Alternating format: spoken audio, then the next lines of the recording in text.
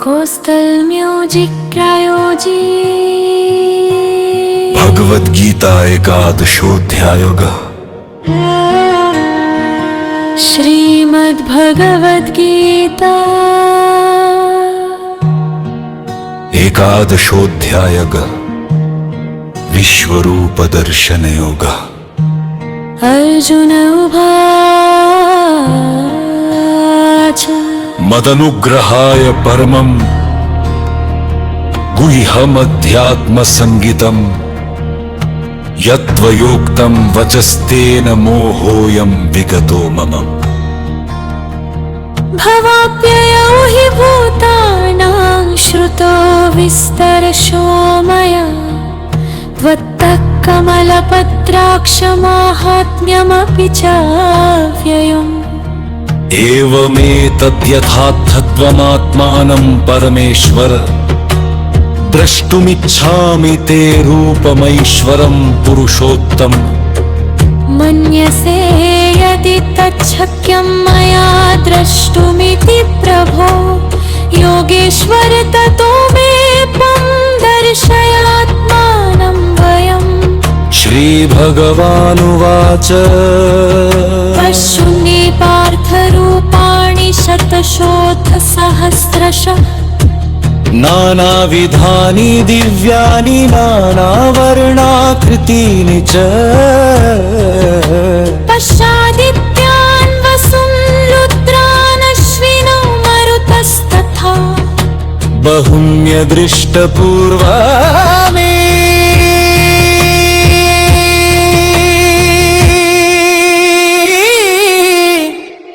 पश्याश्चर्याणि भारत।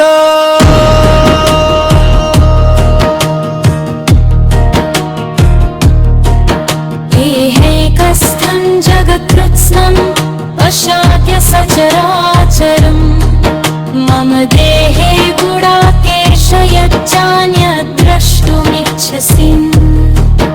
अपना तु मां शक्यसे द्रष्टुमनेनैव स्वचक्षुषा दिव्यं ददामि ते चक्षु पश्य मे योगमैश्वरम्। संजय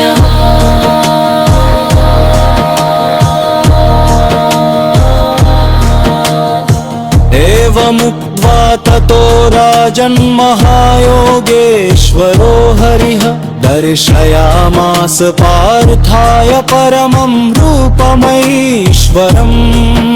अनेकवक्त्रनयनं नेकाद्भुतदर्शनम् अनेकदिव्याभरणं दिव्यानेकोद्यतायुधम्। दिव्यमल्याम्बरधरं दिव्यगन्धानुलेपनम्। सर्वाश्चर्यमयं देवमनन्तं विश्वतोमुखम्। यदि सूर्यसहस्रस्य भवेद्युगपदुत्थिता यदि भासदृशी सा स्यात् भासस्तस्य महात्मनः। तत्रैकस्थं जगत्कृत्स्नं प्रविभक्तमनेकधा अपश्यद्देवदेवस्य शरीरे पाण्डवस्तदा। ततः स विस्मयाविष्टो हिष्टरो घनघनञ्जय प्रणम्य शिरसा देवं कृताञ्जलिरभाषत। अर्जुन उवाच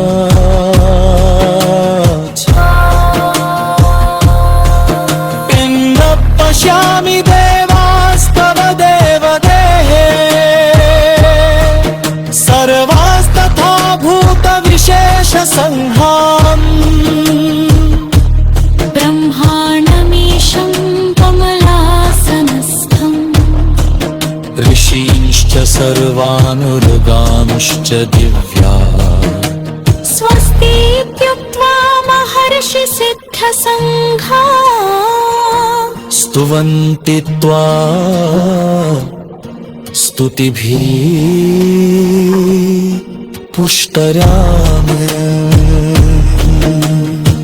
रुद्रामित्यावसवोली च सद्या विश्वेश्विनोरुतश्चोष्मकाश्च गन्धर्वयक्षासुरसिद्धसङ्घा वीक्ष्यन्ते विश्वाश्चैव सर्वे यत्स्वद्रूपं महत्येवं वङ्करेतान् महाहो ब्रह्माहोरपरन् बहुधरं बहुदनुष्टापराणं विष्टारूपभव्यपितास्तथाहम् विमजुनिनः स्पृशन्ति अमनेकपरिणम् व्याकाननं दिक्तविशालहेक्तम्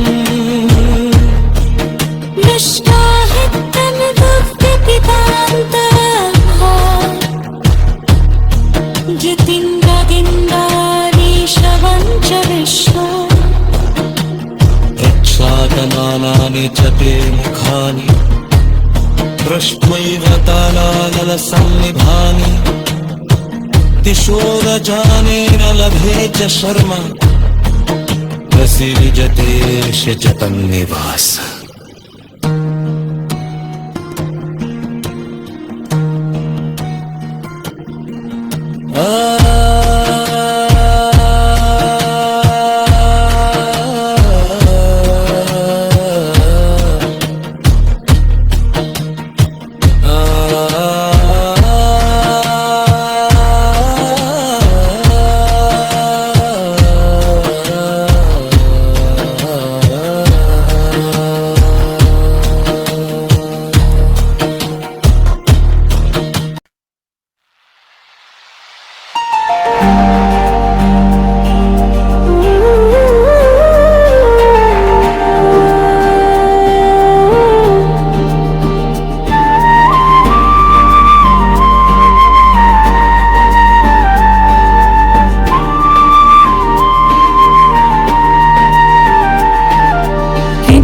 समीच्य त्वां धृतराष्ट्रस्य पुत्रा सर्वे सहैवावनीपालसङ्घैः भीष्मो द्रोणसूतपुत्रस्तथासौ सहास्मदीयैरपि योधमुख्यैः सञ्जया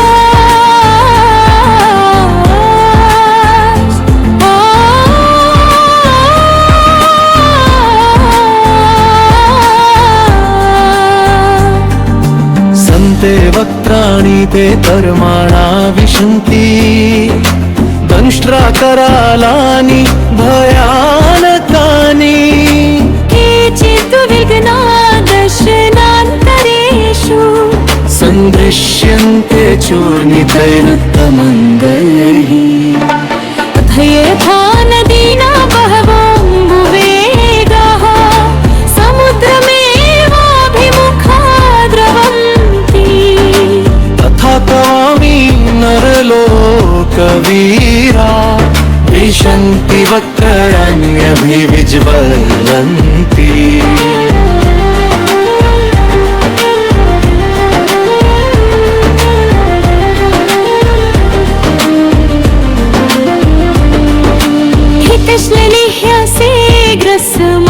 ग्रसमानसमन्तान् लोकान् समग्रान् वदनैर्ज्वलन्ति तेजोभिरापूर्य जगत्सङ्ग्रम् भासस्तवोग्रा प्रतपन्ति विष्णु आख्याहि मे को भवानुग्ररूपा नमोऽस्तु ते देववर प्रसीद विज्ञातुमिच्छामि भवन्तमाद्यं न हि प्रजानामि तव प्रवृत्तिम्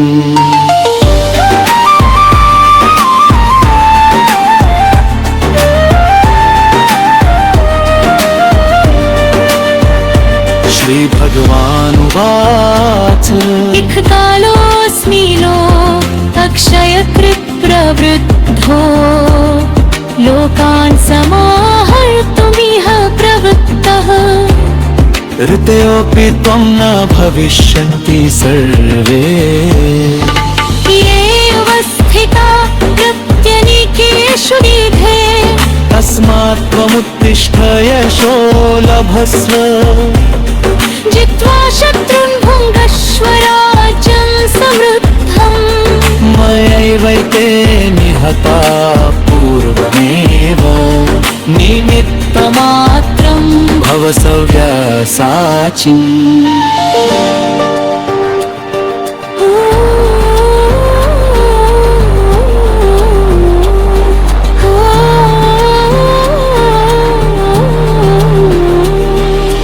द्रोणं च भीष्मं च जयद्रथं च कर्णं तथान्यानपि योधवीरान् मया हतास्त्वं जहिमा व्यथिष्ठा युध्यस्व जेतासि रणे सपत्नान् सञ्जय उवाच सच्चेतत् श्रुत्वा वचनं केशवस्य कृताञ्जलिर्वेपमान किरीटी नमस्कृत्वा भूय एवाह कृष्णं सगत्रनं भीतः प्रणम्य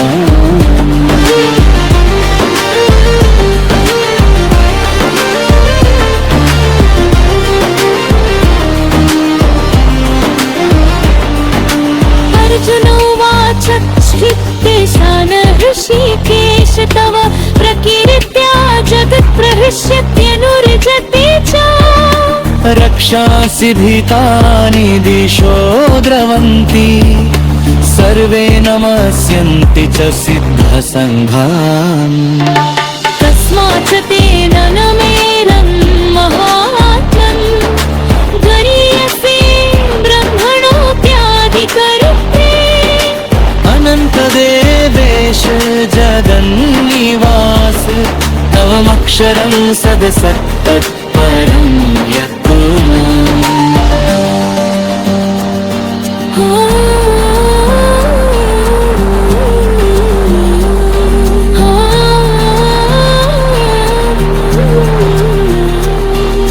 त्वमादिदेव पुरुष पुराण त्वमस्य विश्वस्य परं निधानम् वेत्तासि वेद्यं च परं च धामं त्वया ततं विश्वमनन्तरूप वायुर्यमोऽग्निर्वरुणः शशाङ्क प्रजापतिस्त्वृतितामहश्च नमो नमस्ते अस्तु सहस्रकृत्वः पुनश्च भूयोऽपि नमो नमस्ते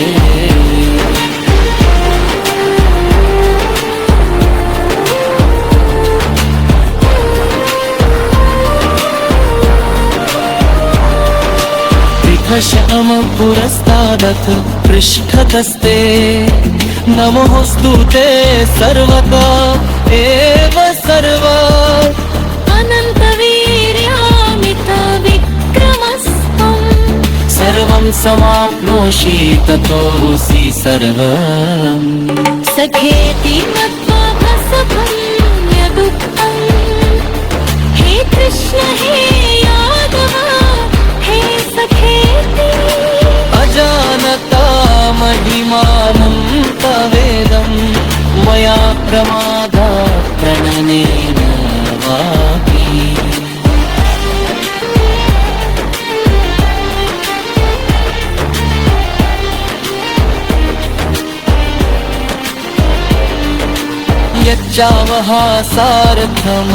यच्चावहासार्थमसत्कृतोऽसि विहारशय्यासन भोजनेषु एकोऽथवाप्यच्युत तत्समक्षम्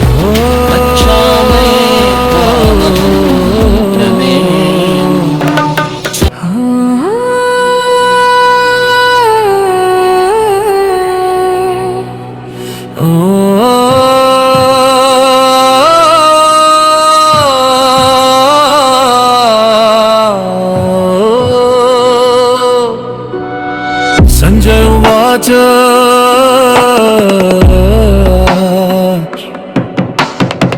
किश्च इत्यर्जुनं वासुदेवस्तथोक्त्वा स्वकं रूपं दर्शयामास भूयः आश्वासयामास च वीतमेनं भूत्वा पुनः सौम्य वपुर्महात्मा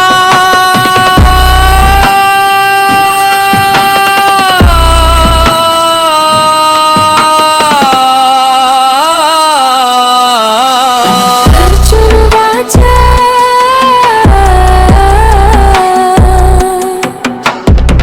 दृष्टते दृष्ट्वेदं मानुषरूपं तव सौम्यं जनार्दनम् इदानीमस्मि संवृत्तः सचेतः प्रकृतिं गतः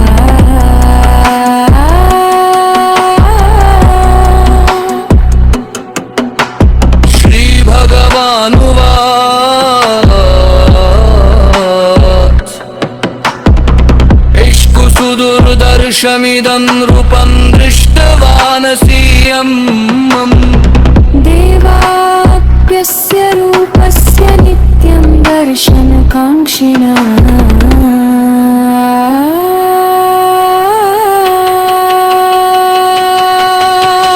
यन्त्रेणाहं वेदैर्न तपसा न दानेन न चेज्जया शक्य एवं विधो द्रष्टुं दृष्टवानसि मां यथा भक्त्यात्मनन्यया शक्यहमेवं विधोऽर्जुन ज्ञातुं द्रष्टुं च तत्त्वेन प्रवेष्टुं च परन्तप मत्कर्म कृन्मत्परमो मद्भक्तसङ्गवर्जितः निर्वैरः सर्वभूतेषु यः स मामेति पाण्डव रायोजक जगन्नाथ महान्ति।